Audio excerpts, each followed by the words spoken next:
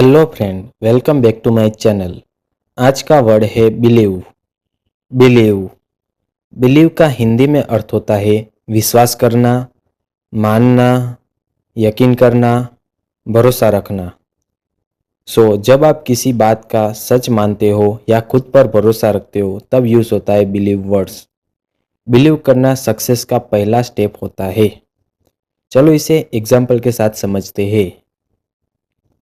I believe in my self. मैं खुद पर विश्वास करता हूँ। She beliefs the truth. वह सच को मानती है। Believe in your dreams. अपने सपनों पर विश्वास रखो। फ्रेंड्स, आज का वर्ड था बिलीव। अब आप कमेंट में लिखो बिलीव इन योर सेल्फ। मिलते हैं नेक्स्ट वर्ड के साथ। चैनल को लाइक करें, शेयर करें, सब्सक्राइब करें। धन्यवाद।